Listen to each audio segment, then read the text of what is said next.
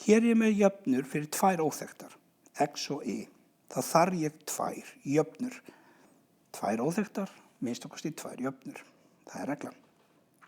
Ok, fyrir jafnan er 2x plus 3y, jafnt og 5. Seinni jafnan, x minus 2y er jafnt og 4.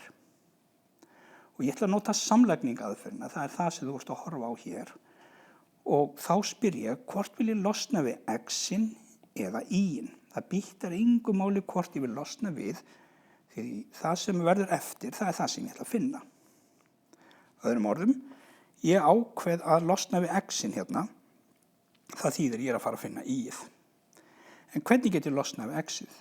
Jú, sjáðu hérna er plus 2x og hérna er hvítt plus 1x. Ef ég vil losna við x-in, þá verð ég að fá sömu tölu fyrir framan x-in, bara önnur talan verður að vera plus en hinn verður að vera mínus. Og til þess að þetta verði að mínus 2x, þá þarf ég margfalda hérna með mínus 2. En ég verð að gera það í gegnum alla liðina. Það er ekki enda því komist. Þannig ég margfalda með mínus 2 hér, mínus 2 hér og mínus 2 hér. Það þýðir að jafnan er farin að líta svona út. Mínus 2x plus 4y er jafnt og mínus 8.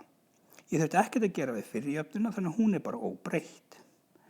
Nú er x-in komið með sömu tölu fyrir framan en mismunandi formerki, sem þýðir að ef ég legg þetta saman, x-in saman, y-in saman og tölurna saman, þá hverfa x-in hér. En 3y plus 4y er jafnt og 7y. 5 plus mínus 8, eða bara 5 mínus 8 þýðir að svarið er mínus 3. Þannig að 7y er jafnt og mínus 3. X-in eru farin. Þá vil ég núna losna við 7, þannig ég deili með henni, báðum megin. Hún dettur þá út hérna og breytir y-inu í 1y, en hinum megin stendur mínus 3 deilt með 7 eða mínus 3 sjöundum. Þannig að ég er búin að finna y hér, en þetta er bara fyrri hálfleikur. Seinni hálfleikurinn gengur út að finna hinn bókstafinn, x-ið. Þá velja mér jöfnu annarkvort 1 eða 2 og það má vera ein af þessum hvítu eða ein af þessum gulu.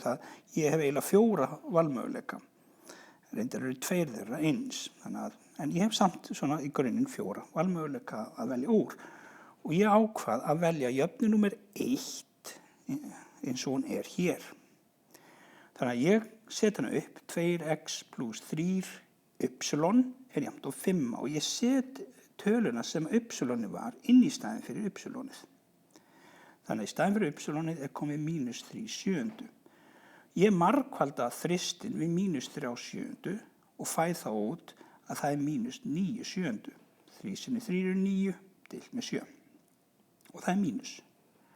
Ég þarf núna að koma mínus 9 sjöundu yfir hinum megin. Og þegar ég færi mínustölu yfir þá verður hún plus hér. Þannig að ég er komið með 2x jafnt og 5 plus 9 sjöundu. Þetta er heiltala þessi 5, þannig ég þarf að breyta henni í brot. Ég set bara 1 undir, þá er það orðið að broti líka. Og að þegar er plus hérna, þá þarf ég að finna samnefnaran og það hendar að nota 7. 7 er bara ljómandi samnefnari hérna. Þannig að ég spyr hérna, þessi 1, hvað þarf ég að margfalda með til þess að fá þessa 7? Og ég þarf þá margfalda með 7 og gera það líka uppi. 5 sinni 7 er þá þetta 35 hér. Samnefnarinn 7 hér. Og ég spyr hér, seinni brotið, 7 sinnum hvað er 7 og það er sinnum 1. Og ég margfalda með 1 hér uppi líka og 9 sinnum 1 er bara 9. Þannig að hér er ég komið með brotið og get þá lagt saman 35 plus 9 sem þýðir að 2x er jafnt og 44 sjöundu. Núna vil ég losna við þennan tvist. Ég vil fá bara 1x hérna vinstra megin. Þannig að ég deili þá með tvistinum og gera það báðum megin.